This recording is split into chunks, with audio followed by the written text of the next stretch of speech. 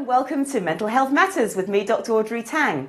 It's the show where we like taking a deep dive into all things mental health and well-being, and today's topic is chronic pain and invisible illness. My guest host today is Judith Crosier, and we've had a fabulous day outside the studio. Judith, how are you doing today? Hello, I feel amazing. Absolutely amazing. This is because we have been with CryoHub today. We're based in Bedford, and CryoHub is a local cryogenic treatment hub. And this facility treats all kinds of aches and pains, as well as elite athletes. Mm-hmm. But people like us, we can go. We can go, and we went. And we did go. But this really relates to today's topic. Today's topic is invisible illness, and in particular chronic pain. And that is something that CryoHub treats. But in terms of invisible illness, I just wanted to sort of get your thoughts on that feeling of how do you explain it when no one else can see it? How do you get people to understand? It's a very difficult thing, and I've had personal experience of it, and friends experience it too. Mm.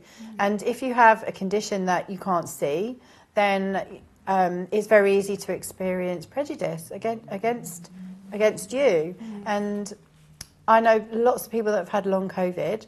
I've been diagnosed with long COVID, and I hate even saying it because I know that so many people think, oh, okay, you know, long COVID or whatever. But it's a real condition, and it's actually a very serious condition, or it can be. Yes. And for me, it peaks and troughs, and I know when it's going to be worse, and I know how to improve it. I've learnt to manage it. We're nearly 4 years down the line now, but it's a real thing, and I actually lost friends over it. That's awful, because they didn't understand or thought. You see, when people can't see something or it's not in their landscape, you're judged as being flaky or being, it's just not good. It just doesn't feel like it. Yeah, exactly. So no, it was a very difficult thing for me to understand why people reacted like that. But first of all, it was disbelief. So back in March 2020, when I was diagnosed with COVID, so many friends just didn't believe it. Not that they didn't believe in COVID per se, but they just didn't believe that, you know, I would have it because it was so awful and so new at the time. Yeah. And that's then translated into long COVID. And so there have been times when I've made plans and had to cancel them and hated having to do it, but just physically couldn't do it. And some people understand, but there are a few that don't. And sort of relate it to that. You know, when you have an issue, whether it's mental or emotional or a diagnosed but invisible illness. Yeah. And enough people say, you know, you're joking, or I don't believe it. Do you start believing it yourself? You know, you start thinking, well, am I? Do I have that? Yeah, definitely. It raises questions. That's awful. Yeah, because some of my friends who I, you know, don't really see anymore, they're intelligent people, they're people of the world, worldly wise, etc. So you think, well, actually, maybe there's something in that. But when you have medical experts diagnose it, and I don't want to have it, and that's the annoying thing. I don't want to have it. I'm not kind of, you know, wallowing in the fact that I have this thing and using it as an excuse. Yes. Now, just to pick up on that, there is a term. It's called malingering, and this term has been around for a very, very long time in business psychology. And this is where people get an extra benefit of saying they're sick. So whether that benefit is, oh, you're okay, that kind of sympathy, or the benefit is, oh, of course you can take this time off, that time off, that. But that is a deliberate, nefarious behaviour that someone is doing. When somebody is suffering from an invisible illness in particular, and they are in pain or they're struggling with their health, they would much rather not have it. Well, exactly. And I haven't taken, in the 4 years, or nearly 4 years, it'll be 4 years in March, I haven't taken one day off sick because of it. I've worked around it. Probably making yourself worse. Probably. But that's, you know, that's just me. But so that's the irony of it, really, and it's frustrating. But I've learned just to go with it, just to think, okay, well, that's not my problem, that's their problem. I mean, what would you want somebody to hear if you're in a situation, your friend's saying they've got something and you can't see it and you don't understand it? I mean, what would you want that person to start just to get curious about? What would you say? You need to go out and just maybe read about it or learn about it. So somebody that didn't understand that someone had a hidden illness, do some research maybe, or just listen to that person, whoever it is, and try and understand what they're feeling, and how their life is. And with COVID and with long COVID, your life changes. One minute you're doing 10K runs, which is what I did just before. Yes. And then the next minute, and I don't dwell on it, and I try and do what I could do before, probably to my detriment, like you said. But just listening to that person and understanding how their life has changed, or their health has changed, or their way of thinking, whatever it is, it's wanting to try and understand that person. Doing separate research can help, because then they see other people that they don't know that maybe they will believe. And finding an ally. Yeah, in exactly. That. Well, as I've said, and you can see, we're in our Wellbeing Media Studio jackets today because we've all been on location. We've been filming with CryoHub in Bedford. They use cryogenic freezing therapy to treat a number of different illnesses, and I'm going to hand you straight over to them because they are the best people to tell you about their amazing work.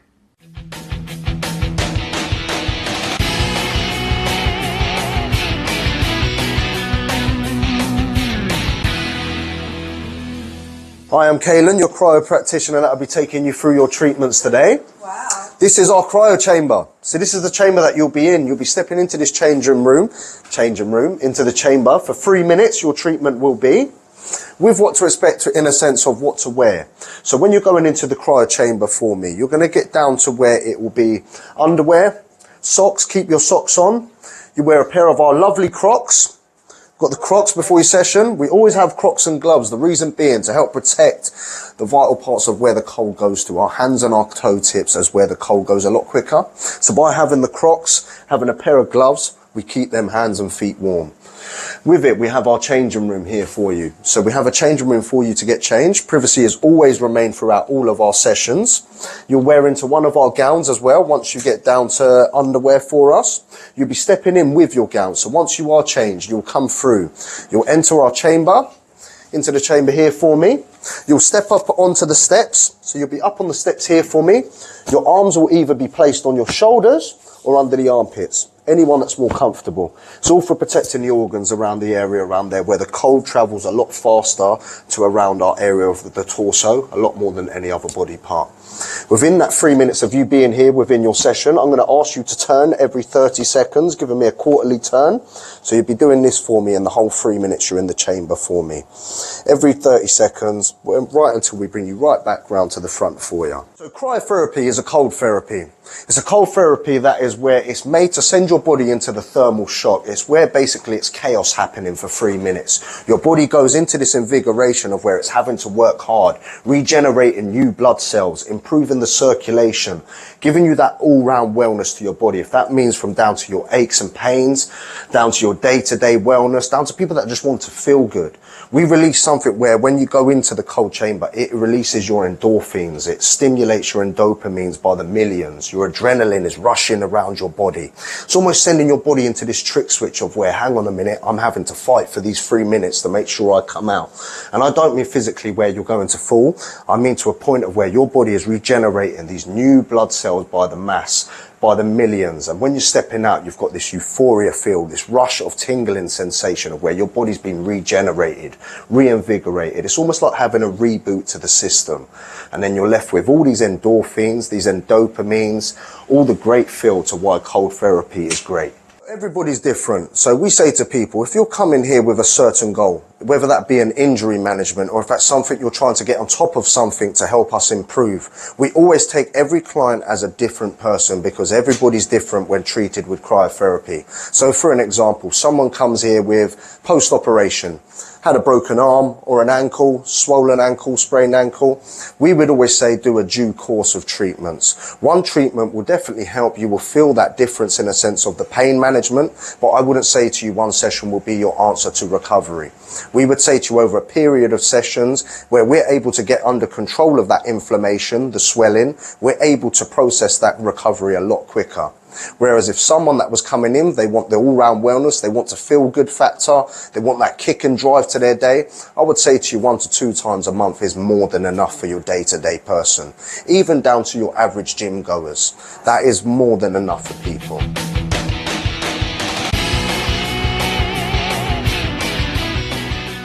So here are our compressions. These are work fantastically with the cold therapy.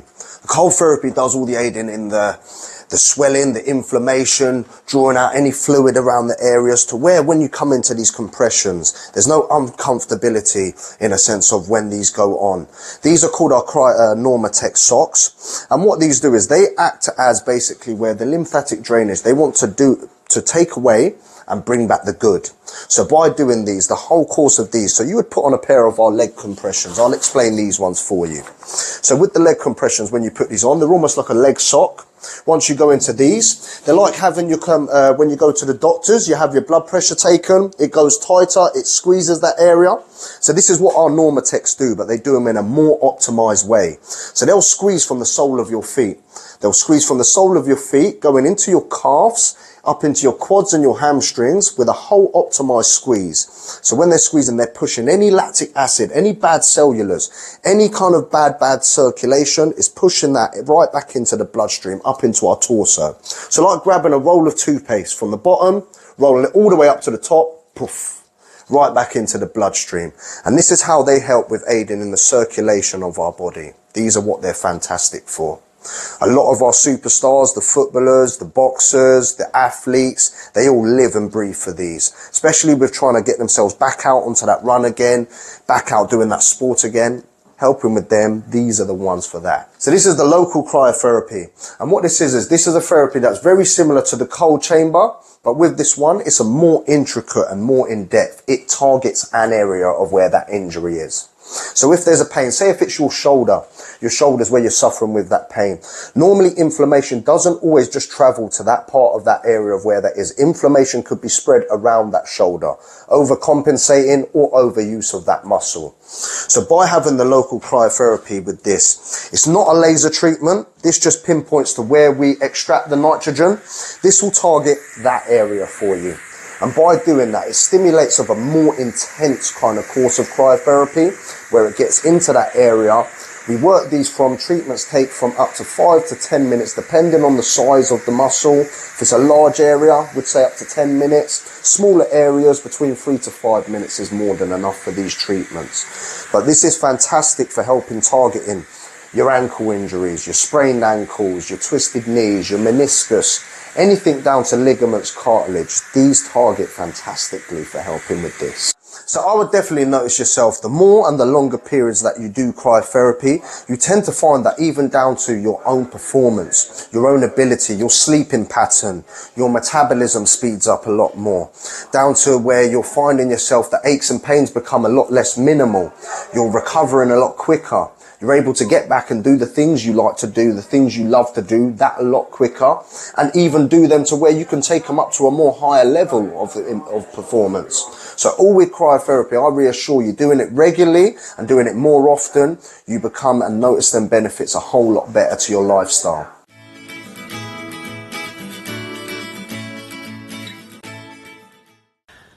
I just loved walking into that place. It was just such a beautiful facility. They were so warm and welcoming. It was just so... I can see why people open up and start talking about things. And that's something I just wanted to pull out. First of all, sometimes informal support is the best support, whether it's a safe space like this to discuss, and we'd love to hear your comments in the comment section. But what do you think about informal therapy compared to the formalised, you go to a counsellor and you sit and you talk and you... What are your thoughts on that?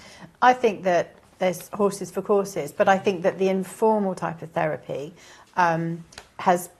You've broken down the barriers before you get there, I think. Because you might not even know that you will benefit from therapy. The guys at the CryoHub, you don't go there for therapy as such, but that's what happens to some people, and they were telling us.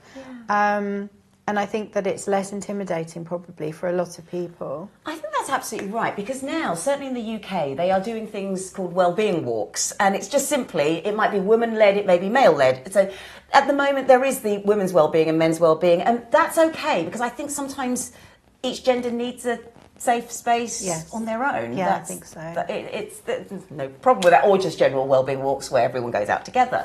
But that, when you're kind of, you know, like sitting in a car or you're walking side by side, it's easier to talk because we're not staring at each other. Yeah, it's the intimidation, or it's the fear, or the just kind of build yourself up to talk to a person. That all goes away, and it's less threatening. It's just easier. It's more relaxing, I think. But yeah, you're right. It's the not staring at somebody else. It's just having somebody around that you can chat to. You know, I know, because I come from the other side of it. I am a coach, so I sit there and wait for someone to come and talk to me. But you make a really good point about you build yourself up to talk to someone. That's a big deal, isn't it? It's a big deal, and I imagine it puts an awful lot of people off going for therapy. Yeah. Because it's a massive hurdle to overcome. And maybe once they've overcome it and gone through the door and realised you're not scary. Hopefully. Yeah, definitely. And that they can get the help that they want, that's fine. But if someone can't overcome that big first hurdle, it's a big thing. And then you get the problem of you've overcome the hurdle, you've come face to face with someone, and you just don't have a rapport with them. You just don't that can happen. Get on. And that's okay, because that is something that it's in your training. That's something that I was trained in. I was trained in safeguarding. I was trained in what if you don't have a rapport, or what if that person's issues are triggering something in you. Yeah. Those things mean that that person is perhaps not the right person to talk to. But of course, you've gone through this whole process of psyching yourself up and getting there, and then suddenly it almost feels like you have to start again. That's almost worse, isn't it?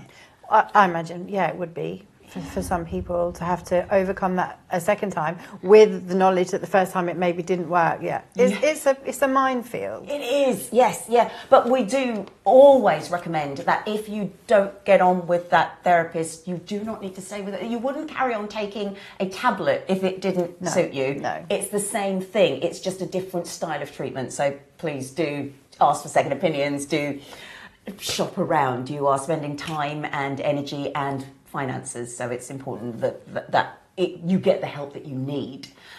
The other thing I wanted to bring up here is when it comes to sort of that informal therapy, I'm sure you will find this because you're a good listener, you're a good friend, people will speak with you, and then you take on the problem.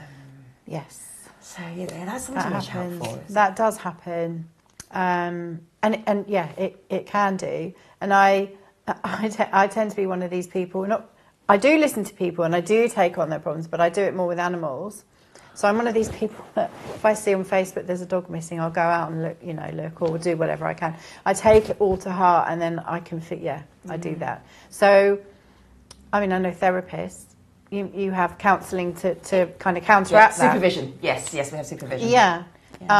But kind-hearted friends who are giving informal therapy wouldn't necessarily do that. So it's something to think about. It's really important. It's about setting boundaries as well.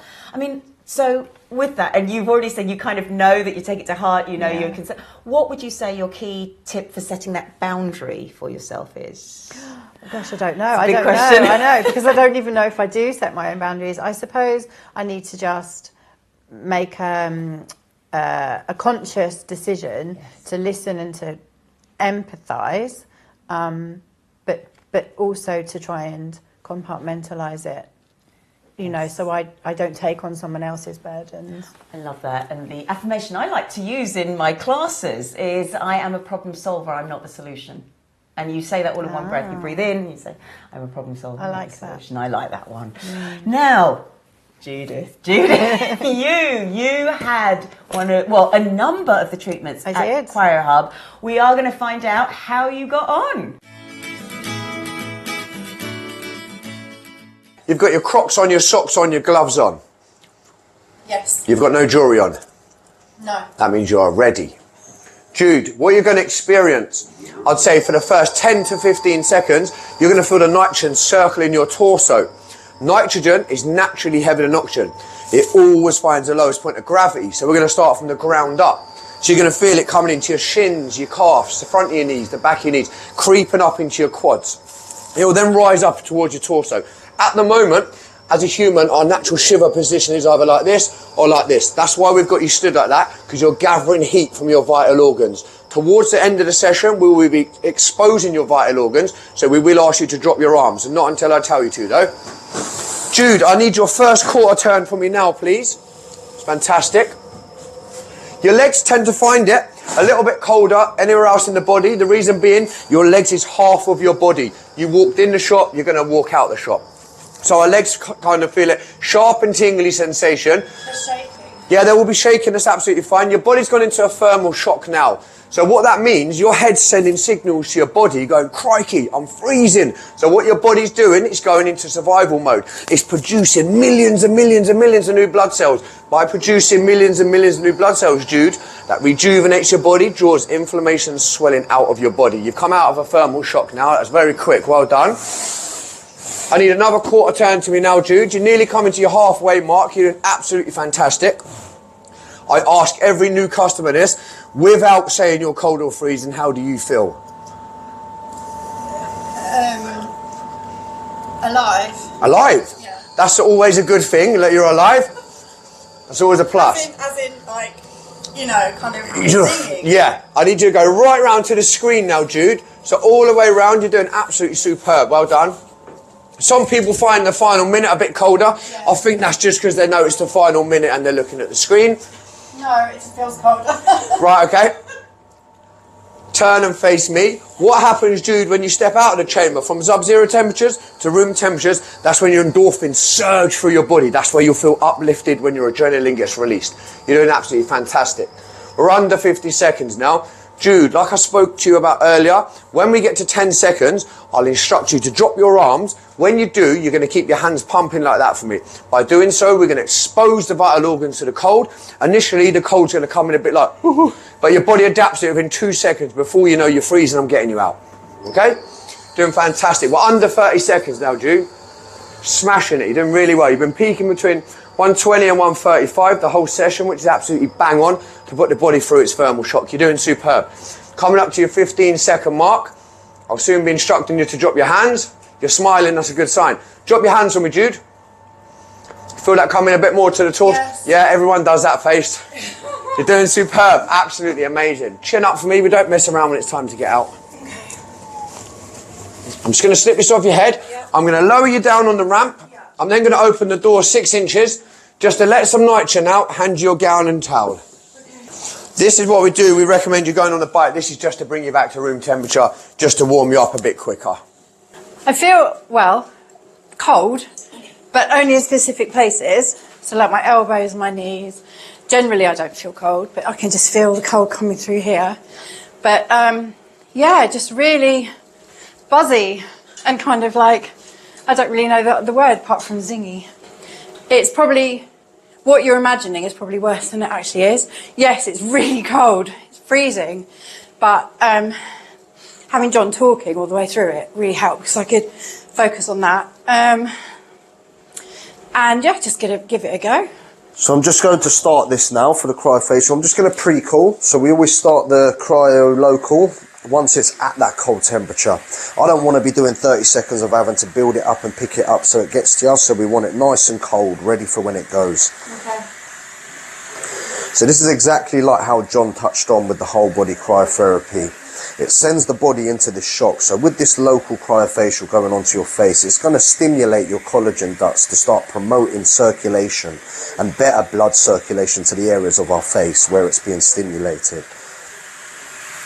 Okay, sounds good. You will definitely, this one here is a big common, very much with the ladies, with the women as well, especially with the menopausal stage, going through the menopause, struggling with the collagen. Fantastic for helping with that. And it's a non-invasive treatment as well. There's nothing enhancing or going into your skin or in your body. It's just cold nitrogen liquid that is just going around your face for you. No chemicals. No chemicals at all. And these are brilliant for helping even with down to people that suffer with like cluster headaches, people that suffer with tension around the face. Really? Fantastic for helping release that, because what the cold does is it aids in helping with inflammation, swelling, tension, anything around anywhere where the body is. The cold can treat that.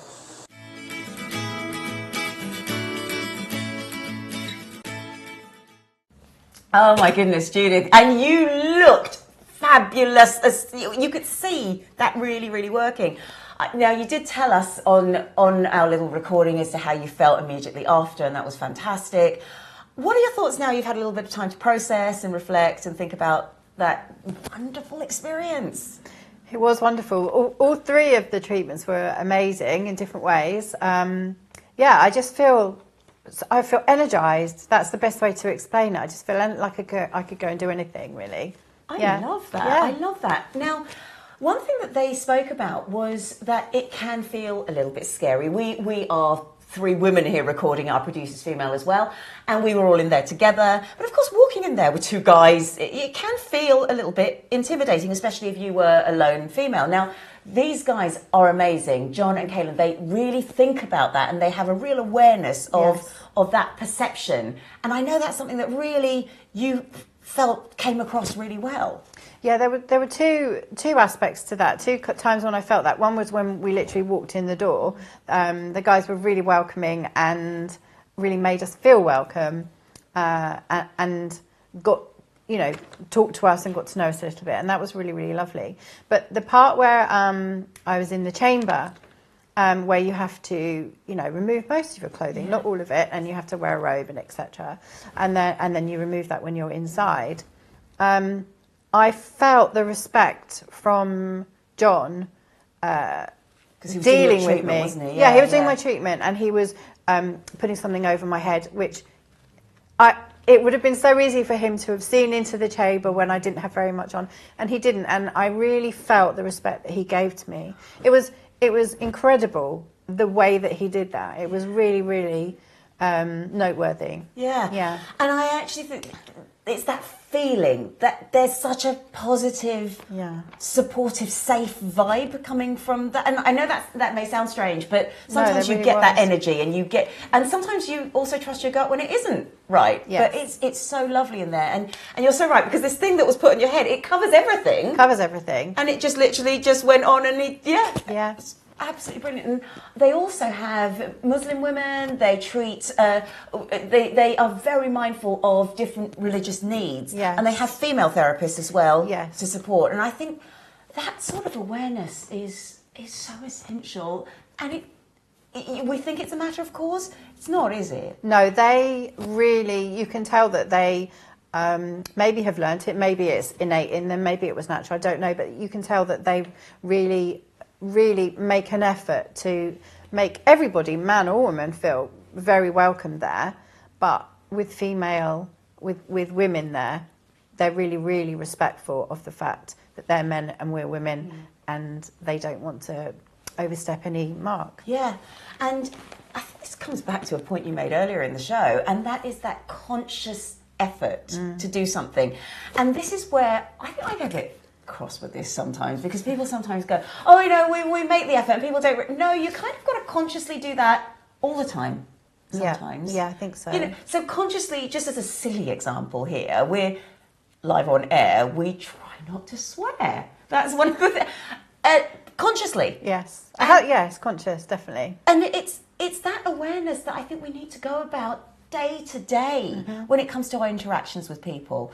I mean, how often has maybe even a throwaway comment or something that hasn't even been meant actually kind of affects you? Have you had that sort of thing where someone said something you kind of think, that's a bit weird, was that? I mean, yeah, I think probably we all have, and it can make you, like you do, that have that reaction. Yeah.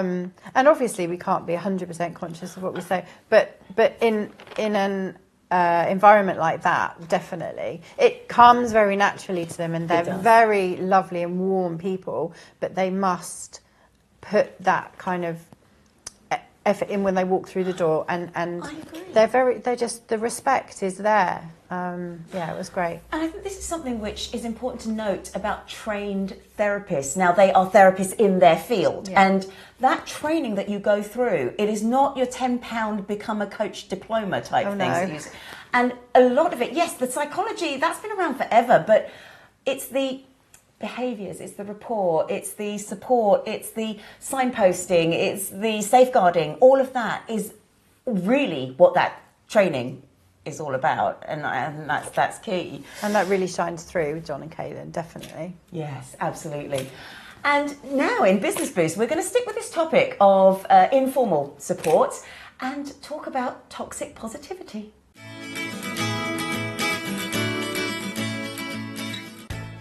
Now, this is something which seems to have come through our society of late, where there's been so much in the wellbeing field that we often feel, I just can't be sad. I can't look sad because everyone's telling me, oh, look for the silver lining, it's not that bad. And this was happening before wellbeing came to the fore. There is a massive problem with this type of positivity, and that is why we call it toxic positivity. So I'm going to just throw a question out there, and I want you to just think of your immediate reaction. A good friend comes up to you and they say to you, I'm so stupid. I'm just feeling so awful. I'm really bad at everything. I can't do everything. What's your immediate reaction? Just take a minute to think. Now, before I did all the work that I've done, my immediate reaction, especially if it's a friend, is to make them feel better. It's immediately to go, oh, no, you're not. You're wonderful. You're so lovely. You're so brilliant. And then list all the things that they're really, really good at. This is a problem. This is a problem for leaders. This is a problem for anyone who is opened up to with somebody saying, I feel awful. Because if you are dismissing their right to feel awful, you're actually not validating their right to have those negative, sad feelings. And unless we accept that those sad feelings are part of us, no processing, nothing can actually get done. So whilst I know it comes from a place of love, and whilst I know we're trying to help and support other people, one of the best things that we can actually do when somebody does open up is to say, I'm really sorry to hear that. Tell me a bit more about it. Or why? What's going on? Ask the question. Validate their right to feel exactly as they do. Because if you jump straight into, no, you're amazing, you're lovely, even though, as I say, it comes from a place of love, what you are doing is you are not giving them the right to feel sad. And this is something we do need to think about being able to do. We are allowed to feel sad. It's part of life. We're allowed to cry. Those things are really important. So I wanted to give you a couple of tips. The first is on listening.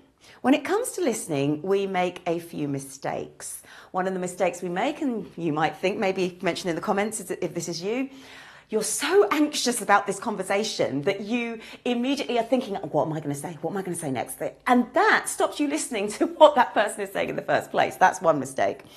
Another mistake is listening in order to pick holes or to criticise what someone's saying. Or another favourite of mine is listening in order to make it about you. So they have the problem, oh, but me, no, I have this and I do this, and that doesn't help either. So those are some of the common mistakes that we make. So conversely to that, what can we do about it? Well, Julie Starr in coaching, she says there's 4 levels of listening, and it's written in a pyramid, in a triangle, because that's how much information gets taken in. At the top of this triangle is hearing, and hearing is where someone's talking to you and you're going, yeah. That's it. That's the amount of information you've taken in. You can't remember anything about that conversation. Listening is the next level down. And listening, you get a little bit more. Listening is the sort of thing that my husband is able to say to me when I say, what did I just say? And he can actually repeat the last little line. That's listening. You get a little bit more information, not loads more. But then you get into the more important part. Active listening, that's the third bit down. And active listening is where you engage with the person. You ask questions. And this is a tip for the anxious listeners, if you don't know what to say, paraphrase back what the person said. So they're telling you, oh, I feel awful. You can say, oh, that's really sad. What are you feeling awful about? Or, oh, you're saying you're feeling really awful. what's going on, and they will often use that to springboard and say more. So if you're stuck for asking questions, the open who, what, where, why, when and how, those sorts of questions, then paraphrase back. That can really help. And another cheeky little tip there is, if you're trying to make sure you've understood someone properly, paraphrasing is a really good thing. Have I got this? Let me tell you what you've said, just to make sure I've got it right. The last one, not all of us need to worry about. This is deep listening, and this is what happens where it's usually coaches, counsellors, it might be managers who use a coaching style, and this is listening with your eyes as well as your ears.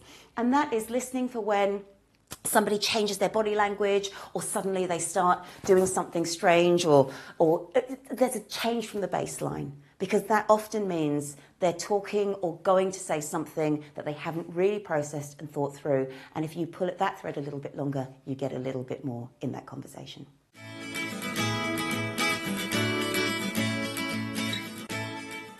And now we're going to go back to CryoHub, because we had a really wonderful opportunity to speak with Kaylen about the topic of men's mental health. This is an issue that we all care a lot about. It is very difficult to get people, especially men, to talk about what's going on. As a male, do you have those insights, or what helps your clients open up a bit more? So massively, I feel like we said, touching on being approachable people, being able for people to feel comfortable and warm, and from there becoming mine and John's infectious ways of, whether that's popping a little joke to yourself or having that laugh with you. When you step into here, it's a thing of like, right, forget everything that's going on outside and in the world. You know, how are you? How are you as a person? And more so with that, if it means that when we're doing these treatments, it's always that conversation of, it's all about you. What are you doing today? Where are we going from here today? You know, is your plan, is it to go for that walk, or is it to go for where you're at home, you go home? What is it that helps in a sense of with yourself, more than just of what we're doing for you? It's how are you helping yourself as well? This is incredible, and you contain a lot of people's anxieties. You know, they come in and they, in a way, are able to unload. But that also means you have to look after your own mental health and well-being. Massively. So can you tell me a little bit about how the hub has helped you as well? So the hub is massive. When John introduced me to the cryotherapy, it was more than just the side of physical, where I was going through an injury stage. It had helped suppress the stress and depression that come with the fact that I couldn't do the sports that I enjoy. I couldn't play the football that I loved.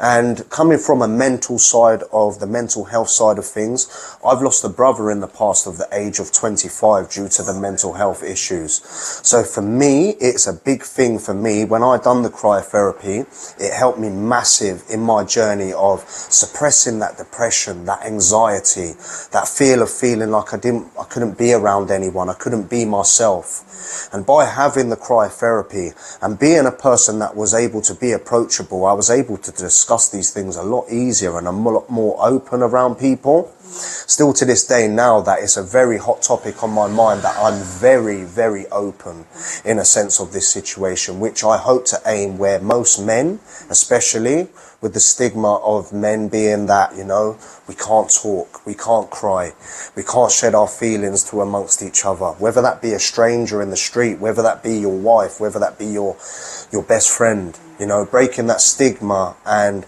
having the cryotherapy at that time when I was going through that space, that mental space of where I was struggling, having the cryotherapy was one of the biggest game changers, and hence the why myself and John are so passionate about this business, because it's more than just what we provide. Yes, and I think also you're doing something very important for a lot of people, because one of the key issues that we see, and this is the same with mental and emotional pain and chronic pain, which you may not see physically, is you get to a point where you're feeling it, it's really affecting you, it may be affecting you bodily, you might be hunched over more, which is causing more pain, but because other people don't see it, they don't understand it. Or understand it. Fantastic. So if I say to you, definitely that is something, is a hot topic that we deal with a lot of ladies that and gentlemen that suffer with these chronic illnesses in silence, you know. To the face and to the paint of a picture, they look happy, they look good. But behind that, and when you peel it back, there is somebody in there that is suffering, somebody that, you know, they get to a point in life where they almost just get on with it and accept it. You know, they don't speak amongst this because you can't see it, you can't feel it. It's almost like when they say this, it's like, oh, are you exaggerating that? Or is it really that kind of pain? But we see that from a lot of people, and I see that from a family perspective of people that suffer with chronic pains and chronic illnesses, and you would look at them and think, you know what, you look lovely, you know, but inside there is somebody that is suffering in silence with this kind of chronic illness to themselves. And so what you do is just even more important because of that. What would be your words of advice to somebody who is suffering in that way, whether it be mental, whether it's chronic, whether it's emotional pain that they have, and they don't feel able to express it in a formal setting or something like that? What might you say to them? I would say to definitely from people from my own personal experience of not from being aligned with chronic pain. I'm not a sufferer of that, but I can relate to the people we deal with and the people that I have spoken to and seen in my life that suffer with that side of things. But I always say to people, when going through something or suffering with something and you find it hard to either conversate or communicate with somebody, sometimes even just writing these things down yourself, you know, finding that time, that space to yourself, pen and paper, what is on your mind? What is it, the things that are really getting underneath you, you know? Are these things that you can put onto paper and maybe you could express it a lot better amongst people around you? I know that communication is a very hard thing and a big stigma to a lot of people. You know, you feel like you're almost a burden to somebody. You put this onto somebody else. When really and truly, there are people out there that I would love to help and love to actually hear that sign of things of where, if they could help, or even just to listen to. I did find with myself, with learning it, I had to crack myself out of that shell and be very spoken about it, be very communicative about it to the right people, to the people you feel that, you know, the people that deeply care for you. Be very vocal with it, because if somebody knows that you're suffering in silence or doesn't know, nobody knows how to treat or how to take that amongst with yourself.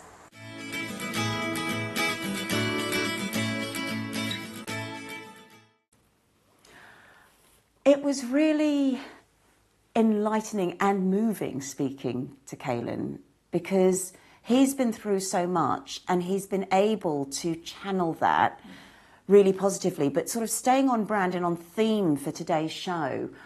When we talk about channeling and moving through things, it's not a case of forget it all and it's all in the background. You are processing that every single day.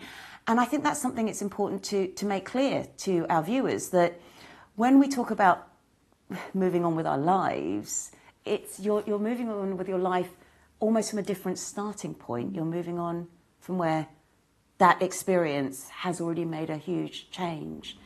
And do you think we misunderstand sometimes this whole, move forward, go, and it's like those phrases, going forward, moving on. Yeah, I don't like those phrases. No, I think phrases like, moving on, you need to get past it, etc., etc. It gives people, I think a lot of people who I know who have been grieving, for example, find that difficult, because they say things like, I should be okay by now, I should be past this by now. And you're never going to be past it. If you lose someone you love, that's going to stay with you forever. Yeah. You just have to learn how to live life differently. And just assimilate it into your life. Yes, exactly. So for me, it's not like carrying on this and moving forward. It's about almost going, here, that's the event, and you go along, and then you carry on life, but with that event, with that as part of you. Exactly. And there's nothing wrong with that. I think that's important for us to recognise. I like to end the show with a couple of sort of key takeaways that you've taken with you. So I think for me, today's show has been about always remaining curious, because you don't know what anyone's going through, whether it's physically with invisible illness or pain, whether it's mentally or emotionally, or whether it's something that's just happened to them in the recent past. And we have no right to tell people how to think or project our thoughts or feelings onto them. I think that's something I've taken from today's show. What have you taken away from today? Yeah, I agree. It's to, as you said before, to validate the feeling. I mean, once I was walking along the road, I was in my early 20s, and a builder shouted, "Cheer up, love, it might never happen." And what he didn't know was that morning my cat had died. So that just kind of said to me, well, you know, he's got no right to tell me that. And he wouldn't have had a right to tell me that even if nothing bad had happened, because it might have just been my natural expression. He didn't know me.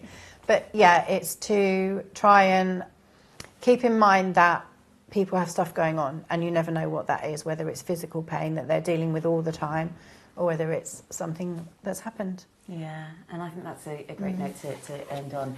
So if you'd like us to discuss any topics in mental health matters, as you know, we've got access to a whole host of wonderful, wonderful experts. Do drop us a line, studio@wellbeingmedia.org. From Judith and myself, have a healthy week.